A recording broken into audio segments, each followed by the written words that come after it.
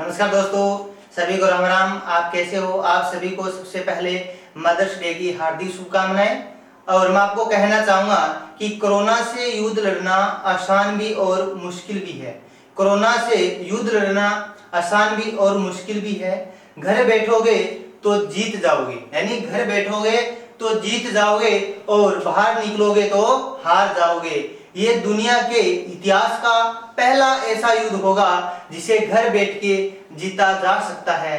ये दुनिया के इतिहास का पहला ऐसा युद्ध होगा जिसे घर बैठ के जीता जा सकता है।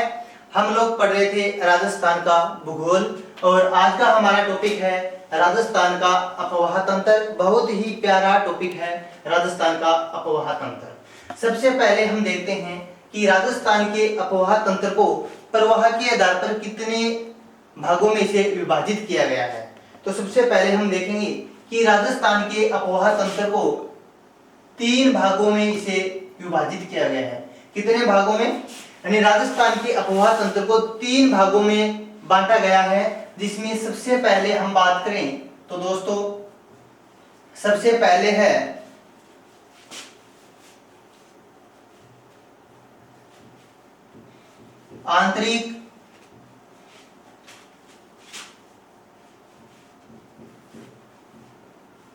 आंतरिक नदियों का प्रवाह तंत्र।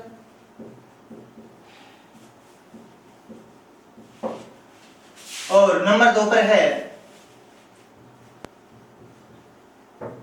बंगाल की खाड़ी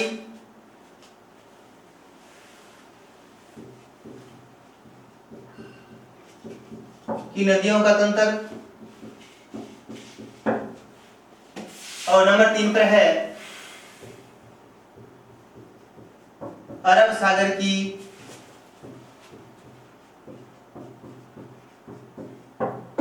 नदियों का तंत्र।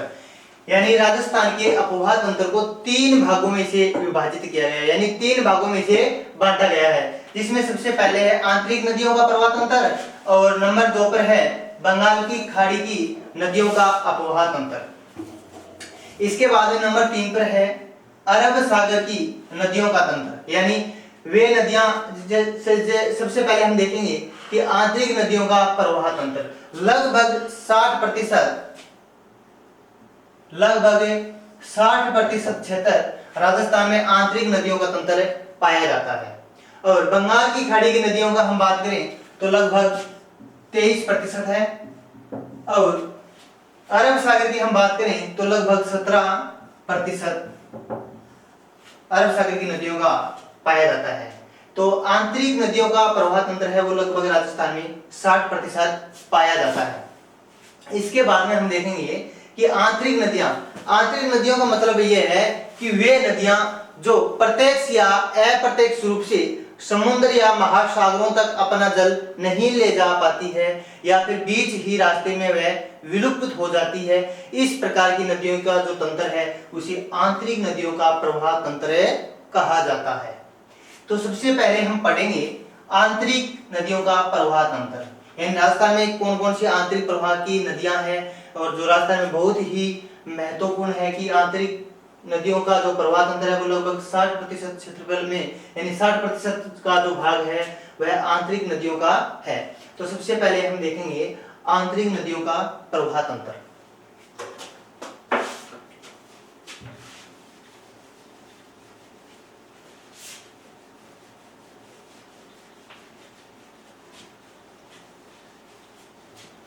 सबसे पहले हम देखते हैं आंतरिक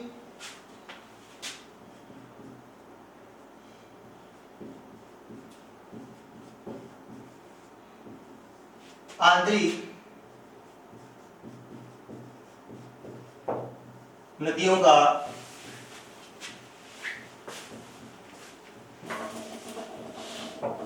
प्रवाह तंत्र।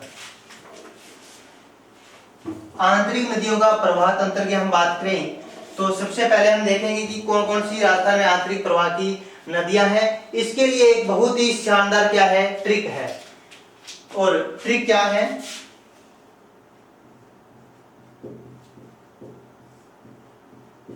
ट्रिक है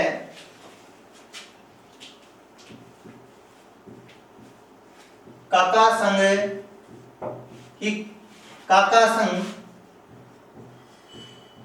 रूपा गई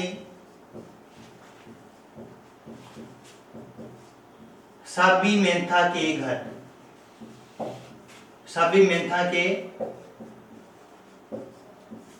घर। यानी आंतरिक नदियों का प्रवाह तंत्र, आंतरिक नदियां उसे कहेंगे जो प्रत्यक्ष या अप्रत्यक्ष रूप से अपना जल किसी सागर या महासागर तक अपना जल नहीं ले जा पाती है, बीच ही रास्ते में वो विलुप्त हो जाती है। इस प्रकार की नदियों को हम क्या कहेंगे? आंतरिक प्रवाह की नदियां कहेंगे।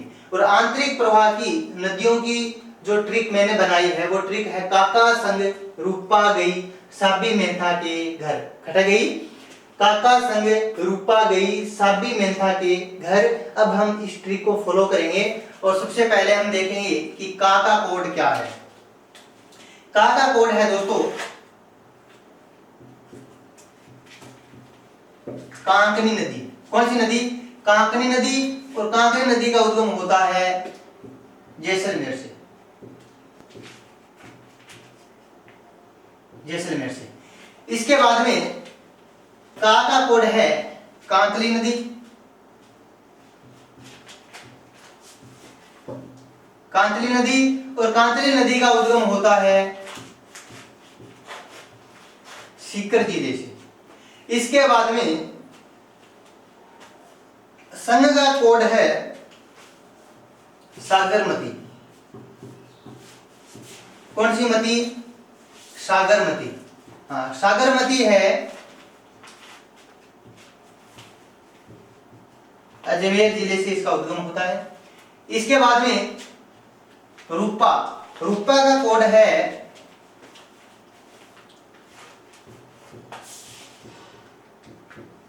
रूपनगढ़। कौन सी नदी? रूपनगढ़। और रूपनगढ़ नदी है अजमेर जिले में, अजमेर जिले में। इसके बाद में फिर रूपा से क्या बना? रूपा रेल बना। और रूपा रेल कहां पर है? अलवर में, यानी ये इसका उद्गम अलवर जिले से होता है। इसके बाद में साबी का कोड क्या है? नहीं, साबी से बना साबी, और साबी नदी का उद्गम होता है जयपुर जिले से। इसके बाद में है मेंथा नदी। कौन सी? मेंथा। और मेंथा नदी का उद्गम होता है जयपुर जिले से।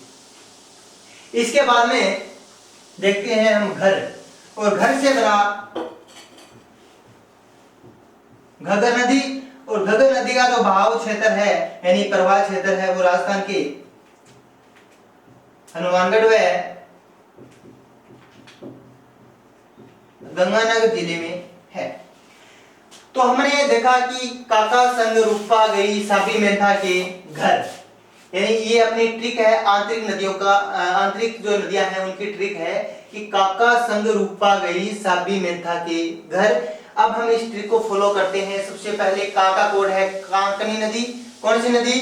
कांकनी नदी। और कांकनी नदी का उद्गम होता है जैसलमेर जिले से। इसके बाद में का से बना कांतली।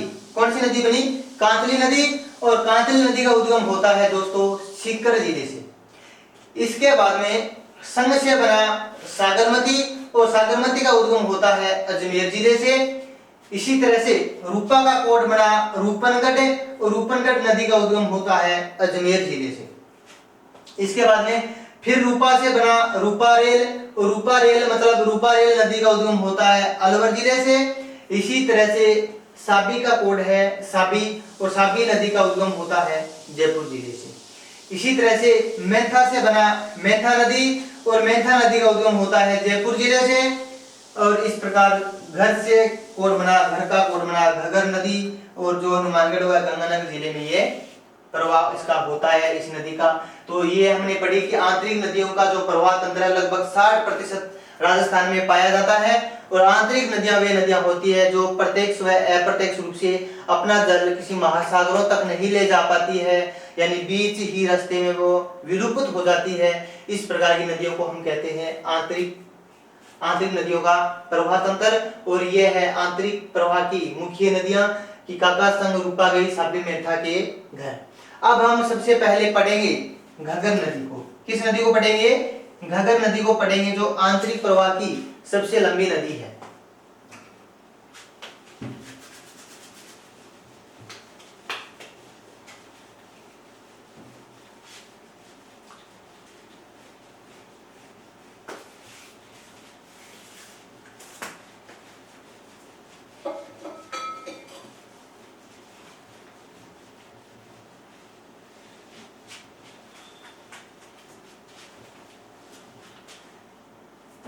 सबसे पहले हम पढ़ेंगे आंतरिक प्रवाह की नदियों में। सबसे पहले हम बात करें तो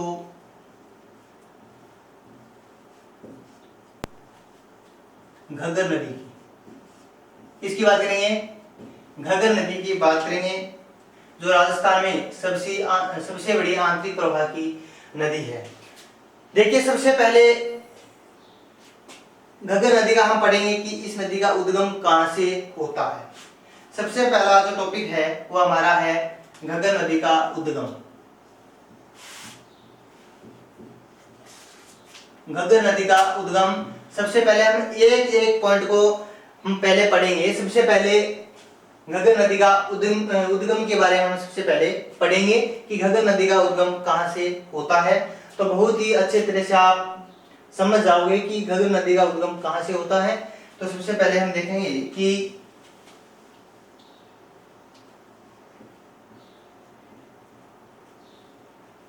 हिमाचल प्रदेश के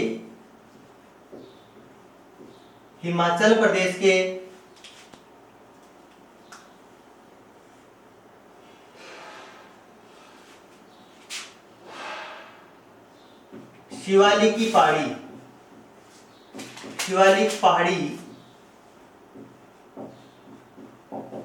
पहाड़ी कालका माता के मंदिर के पास से इसका उद्गम होता है।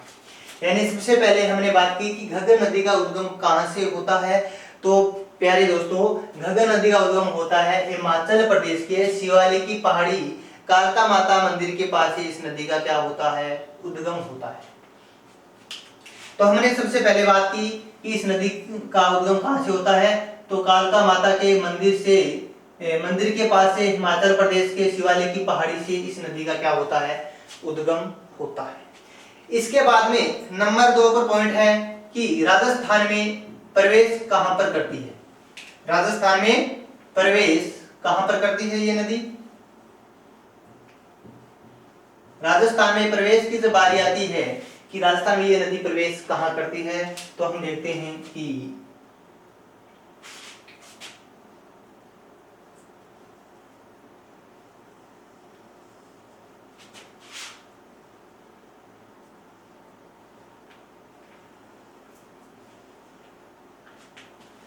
राजस्थान में ये प्रवेश करती है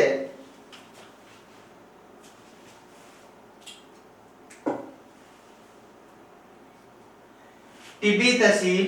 कौन सी तहसील है? टिब्बी तहसील। टिब्बी तहसील तलवाड़ा गांव। कौन सा गांव? तलवाड़ा गांव। यानी राजस्थान में घग्गर नदी प्रवेश करती है टिब्बी तहसील तलवाड़ा गांव। हाँ, टिब्बी बीमारी नहीं है, क्योंकि टिब्बी से क्या है? टिब्बी तहसील है, और एक को क्या है? बीबी। दोनों ही क्या है? ये खतरनाक बीमारी है। यानी टिब्बी और बीबी दोनों ही क्या है? खतरनाक बीमारी है। लेकिन ये यहाँ पर क्या है? टिब्बी तहसील है। तो टिब्बी तहसील तलवाड़ा गांव में ये नदी राजस्थान में प्रवेश करती है। इसके बाद में हम बात करें कि यहाँ पर इसी नदी के किनारे एक झील है। उस झील का नाम है तलवाड़ा झील।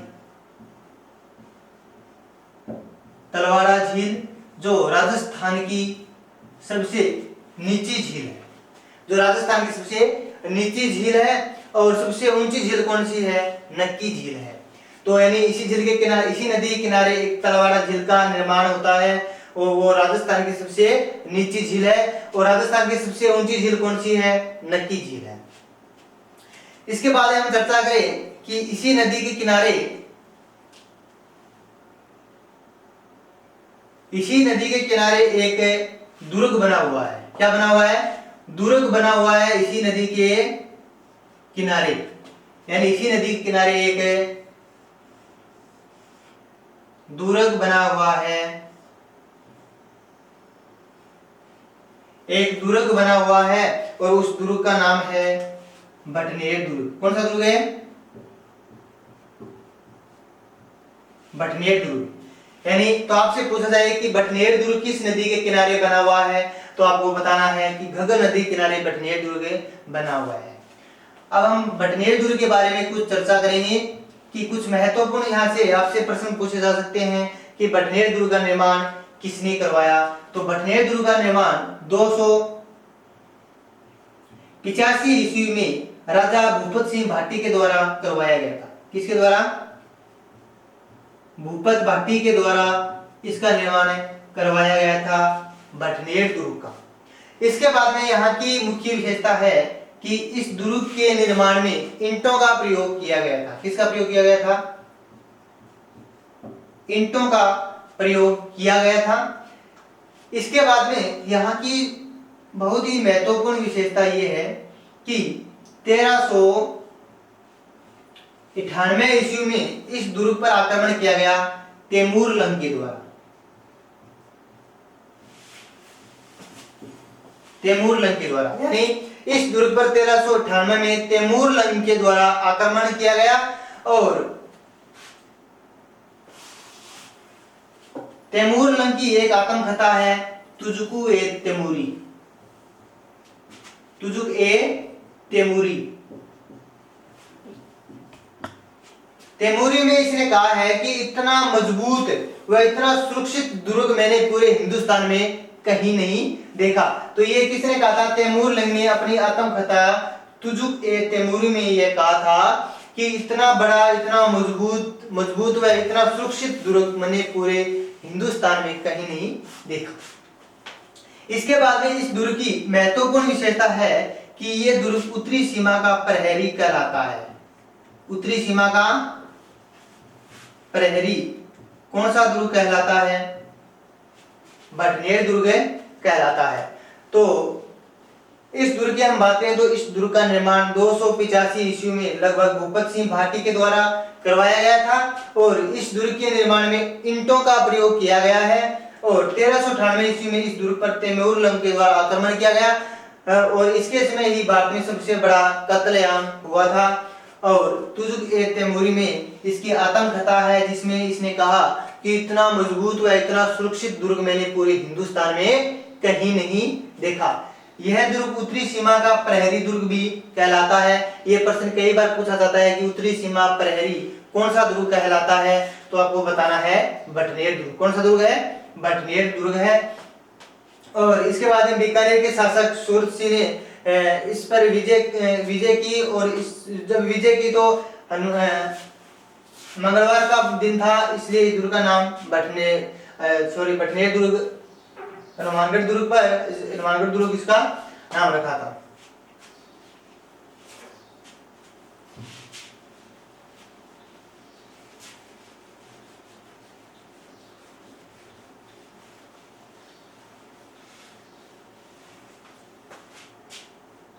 इसके बाद में यह नदी इस दुर्ग के पास आकर विलुप्त हो जाती है। क्या हो जाती है? विलुप्त हो जाती है, यानी खत्म हो जाती है। जब बारिश का मौसम हो तो ये नदी कभी आती है, कभी जाती है, कभी आपको दिखती है, कभी नहीं दिखती है। इस तरह का इस नदी का क्या है? व्यवहार है। यानी कभी ये नदी आती है, कभी जाती है, कभी दिखती है, कभी नहीं दिखती है। तो इस प्रकार का इस नदी का क्या है? स्वभाव है। तो जब इस नदी में पानी की आवक ज्यादा हो, यानी जल की आवक ज्यादा हो, तो यह नदी चली जाती है पाकिस्तान तक। कहां तक चली जाती है? पाकिस्तान तक ये नदी चली जाती है।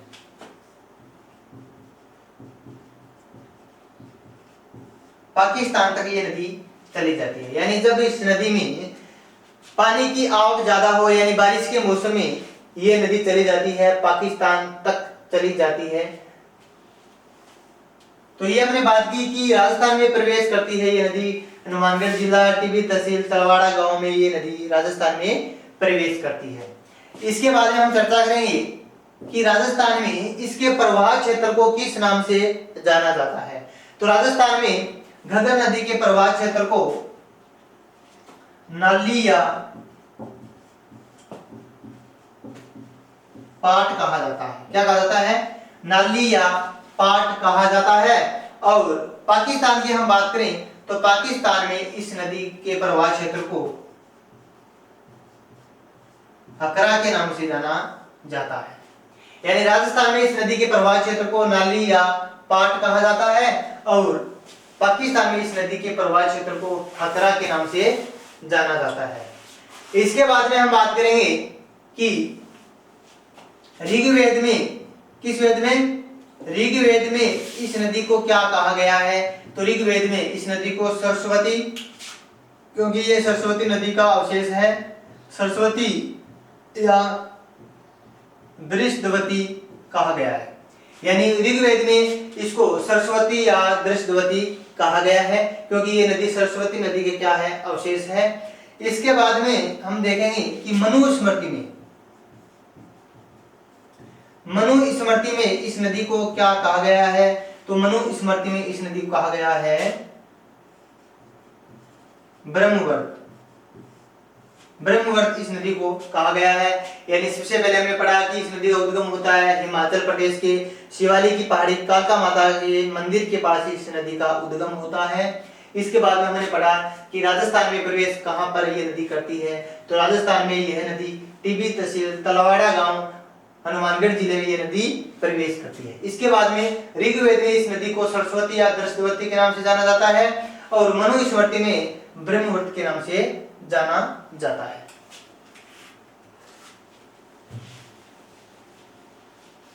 इसके बाद में हम देखेंगे कि ये नदी है घग्गर नदी, जो राजस्थान के हनुमानगढ़ जिले के लगभग मध्य से ये गुजरती है। यानी ये नदी मध्य से होकर गुजरती है, जिसके बाईं ओर हनुमानगढ़ टाउन है और जिसके दाईं ओर हनुमानगढ़ जंक्शन है। तो आपसे पूछा जाए कि जब घग्गर नदी में जल की मात्रा अधिक हो यानी बाढ़ की संभावना हो तो राजस्थान के में घग्गर नदी की बात करें तो बाढ़ कौन सी जिले में कहाँ आएगी? तो बाढ़ आएगी हनुमानगढ़ के जंक्शन में। यानी आपसे पूछा जाए कि घग्गर नदी में जब बाढ़ की संभावना हो तो राजस्थान के किस जिले में इस बाढ़ की ज्यादा संभावना है? तो बाढ़ की संभावना है हनुमानगढ़ जिले के जंक्शन में। इसी तरह इसके अपोजिट एक प्रश्न और है कि लूनी नदी में जब बाढ़ की संभावना हो तो बाढ़ कहां पर आएगी? तो बाढ़ आती है बालोतरा बाड़मेर में। यह प्रश्न राजस्थान पुलिस में पूछा गया था कि जब लूनी नदी में पानी या जल की मात्रा अधिक हो यानी बाढ़ की संभावना हो तब बाढ़ कहां पर आएगी? तो बाढ़ आती है दोस्तों बालोतरा बाड़मेर में बाढ़ आती है। और घग्गर नदी से पूछा जाए कि बाढ़ कहां पर आएगी? तो बाढ़ आएगी हनुमानगढ़ जंक्शन में। कहां पर आएगी? हनुमानगढ़ जंक्शन में। इसके बाद हम चर्चा करेंगे कि इसी नदी के किनारे कुछ महत्वपूर्ण सभ्यता स्थित है। इसमें है प्रमुख कालीबंगा, पीलीबंगा और रंग महल। तो यहाँ से आप इसे प्रश्न पूछा जा सकता है कि कालीबंगा सभ्यता किस नदी के किनारे स्थित है? तो आपको बताना है घग्गर नदी के किनारे। और पीलीबंगा और रंग महल भी सभ्यता कहाँ स्थित है? घग्गर नदी के किनारे स्थित है। तो ये महत्वपूर्ण सभ्यता है कालीबंगा और पीलीबंगा जो घग्गर नदी के किनारे स्थित है।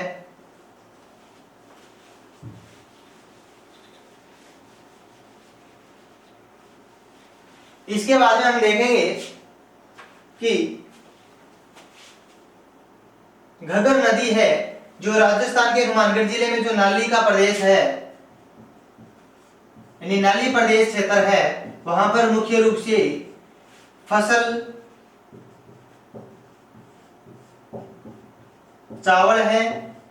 यानी नाली प्रदेश में चावल की खेती प्रमुख रूप से की जाती है, इसलिए इस प्रदेश को राइस बेल्ट के नाम से जाना जाता है। राइस बेल्ट यानी यहाँ पर चावल की सर्वाधिक खेती की जाती है घग्गर नदी के नाली प्रदेश में, तो यहाँ पर इसको राइस बेल्ट के नाम से जाना जाता है। इसके बाद में हम देखेंगे कि जो घग्गर नदी द्वारा निर्मित मैदान है उसे क्या कहा जाता है, वगी कहा जाता है। क्या कहा जाता है, वगी या वगी कहा जाता है इसके घग्गर नदी द्वारा निर्मित मैदान को। किसको, घग्गर नदी द्वारा निर्मित मैदान को वगी या बग्गी के नाम से जाना जाता है। इसके बाद में हम चर्चा करेंगे कि घग्गर नदी की विशेषताएं क्या क्या है, यानी विशेषताएं क्या क्या है। तो आपको ये मालूम है कि एकमात्र ऐसी नदी है जो राजस्थान में उत्तर दिशा से ये प्रवेश करती है, यानी एकमात्र ऐसी नदी है जो राजस्थान में उत्तर दिशा से प्रवेश करती है। एकमात्र ऐसी नदी है जो हिमालय से अपना जल लेकर आती है, यानी एकमात्र ऐसी नदी है जो हिमालय से अपना जल लेकर आती है। एकमात्र ऐसी नदी है जो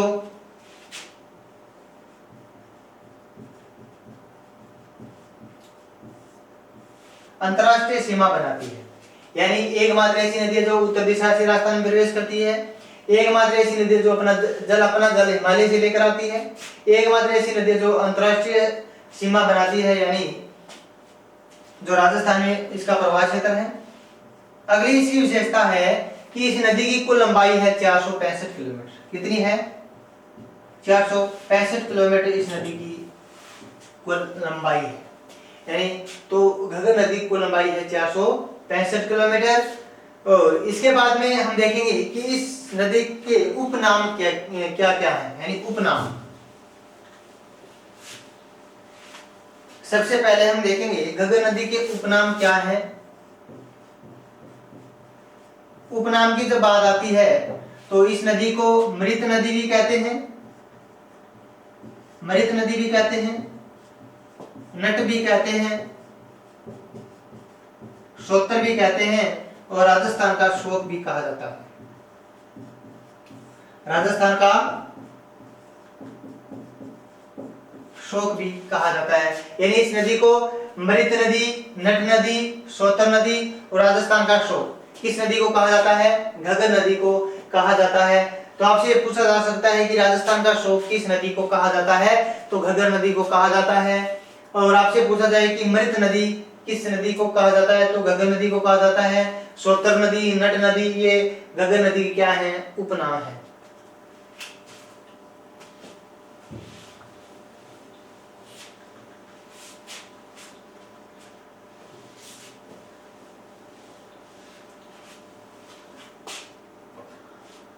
तो हमने आज चर्चा की है घग्गर नदी की, जो आंतरिक प्रवाह की ये सबसे लंबी नदी है, यानी घग्गर नदी आंतरिक प्रवाह की दृष्टि से सबसे लंबी नदी है। तो है नदी कौन सी है, घग्गर नदी। हमने पढ़ा है कि इस नदी का उद्गम हिमाचल प्रदेश के शिवालिक की पहाड़ी से कालका माता के मंदिर के पास से इस नदी का उद्गम होता है।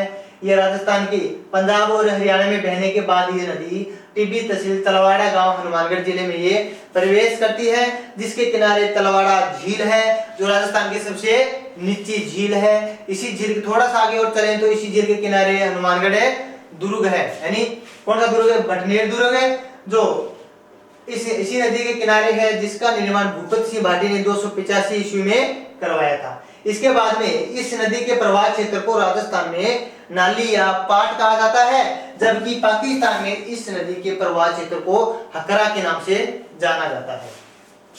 यहाँ जो नाली प्रदेश है, यहाँ पर की जाने वाली प्रमुख खेती है चावल, जहाँ पर इस क्षेत्र को राइस बेल्ट के नाम से जाना जाता है।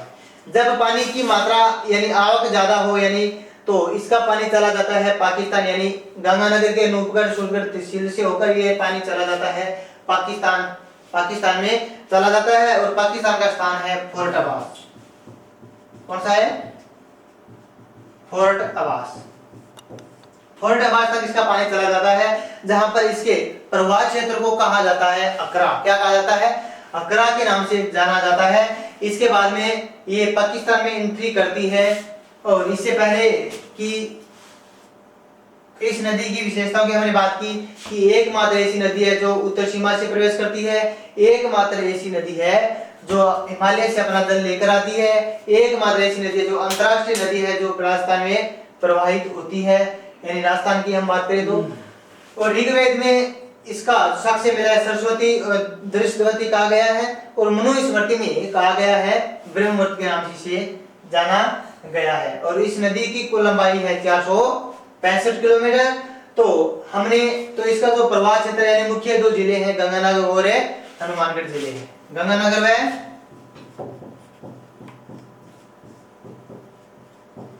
हनुमानगढ़ जिले में ये प्रवाहित होती है। तो नमस्कार दोस्तों, अगर आपको ये वीडियो पसंद आए तो आप इसे लाइक कीजिएगा, शेयर कीजिएगा और सब्सक्राइब भी कीजिएगा। और तब तक आप बने रहे हमारे YouTube channel daffodil coaching classes पर। आप सभी का एक बार पुनः धन्यवाद। जय हिंद।